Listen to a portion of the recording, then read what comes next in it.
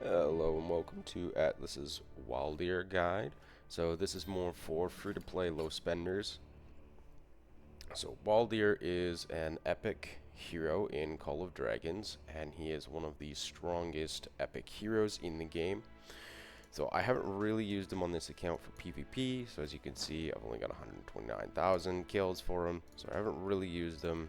I've been mainly focusing on Lilia for right now at 17.7. So, who am I? I'm a T5 player right now, currently in Season 2. Waldyr is great, so we're going to start off with his skills here. Ice Breath.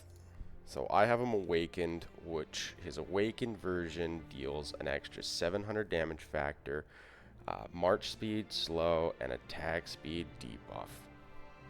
Fantastic, and he hits 3 nearby legions. His second skill gives him magic unit attack bonus and HP. Hero skill damage dealt bonus at 15%. And then he gets a shield every 20 seconds when taking hero skill damage minus 600. So yeah, his awakened skill just buffs this to hit an extra legion, increase the damage and the slow there.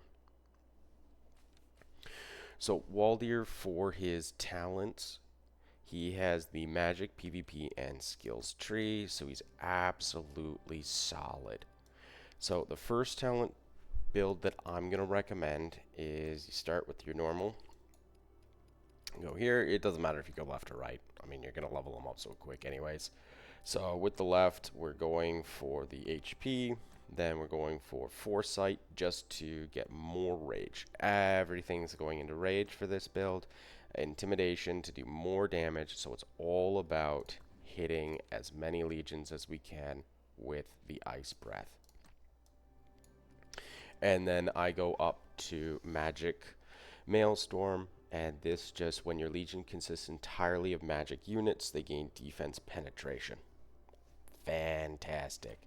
Versus energy boost, where 8% chance to deal additional to an extra target.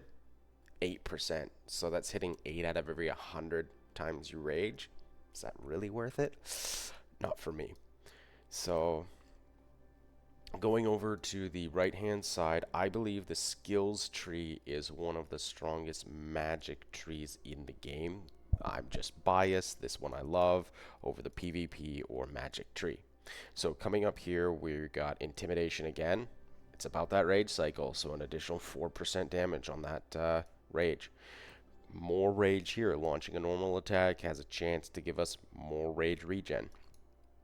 Again, Spirit of Rage.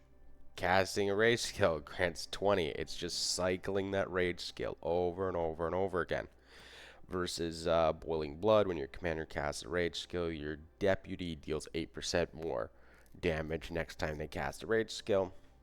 No, I want both my heroes to be casting rage skills as fast as possible. So that's why I'm going with Spirit of the Rage. Next here is Detached. This is going to lower the damage you do per turn. So the normal attack damage you do per turn is being reduced by 4%, but it's giving us 8% hero skill damage. So with focusing on all of the regen, we're cycling that. So that's 10 points is right here in 5. Fantastic. Then we're going up here for Focus.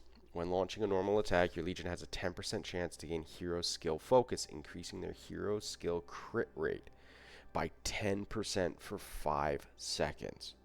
So this is giving us a chance to increase our crit rate.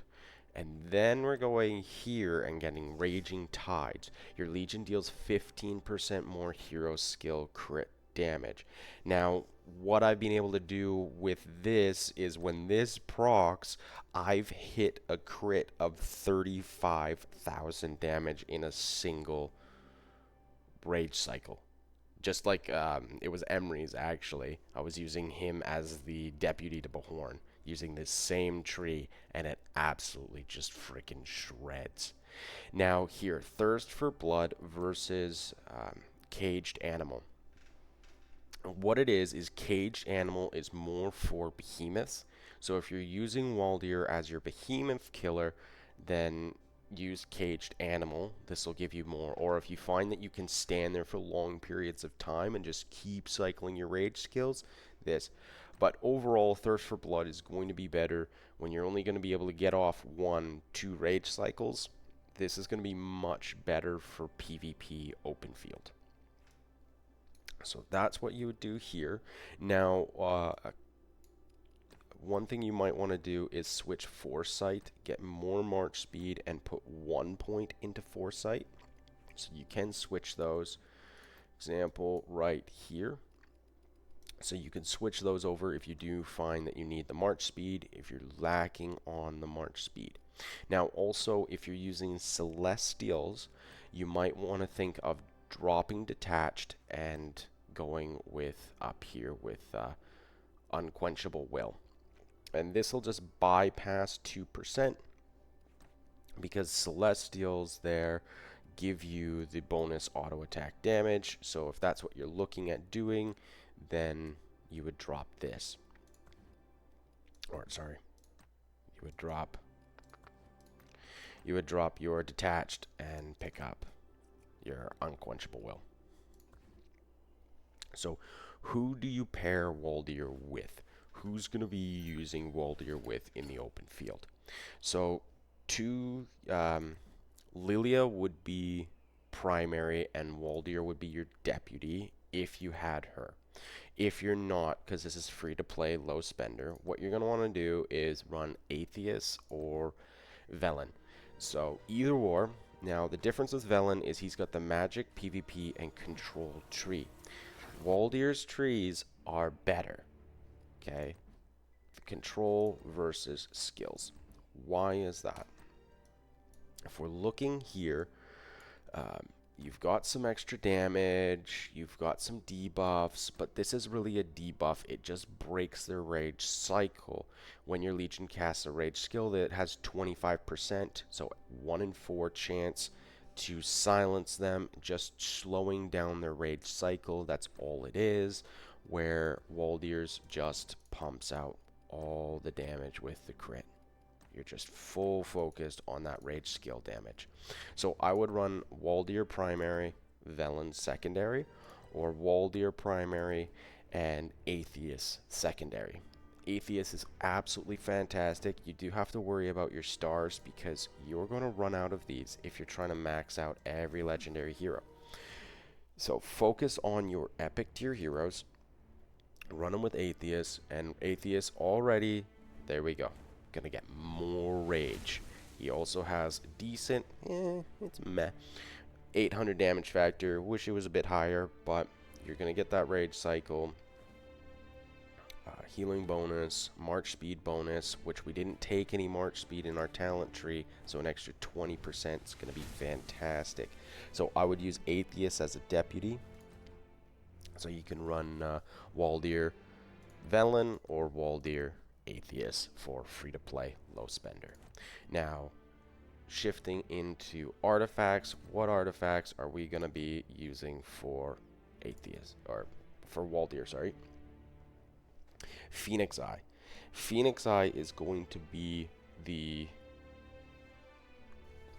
artifact that I would recommend. So it gives us magic unit attack, legion attack, damage taken reduction, and damage dealt. All the damage, deals diffuse damage to up to 4 enemy legions, 2000 damage factor. Fantastic. So this is going to be the #1 probably artifact that I would recommend. Now if you are running Lilia as the primary, you're obviously going to run the Infernal Flame. This one's going to be cracked. I'm still trying to get it. Need one more and then I can max this one. So for the next 3 seconds, Legion deals extra magic damage when launching a normal attack. So if you do have Infernal Flame, gonna use that, but as a free to play, you can get this out of your chests. So this is what I'm gonna run. Other mentions, tier, you could run the tier. just as a lot of defense here. Magic unit attack. You could run the book. But that's... Nope, not the book. There we go.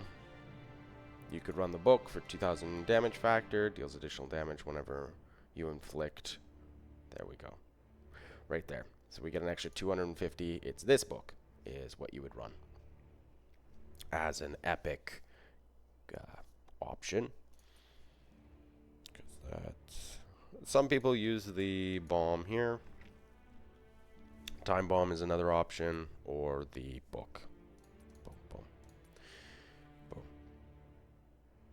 Now, if you do have right here Strike of the Lightning for the Visage of the Sanctum, and you have Thea. I have Thea Awakened. Thea can be used as a deputy for Waldyr, but it's not a recommendation. Now, she does stack up a bunch of damage here, but Waldyr is all about the hero skill damage dealt bonus.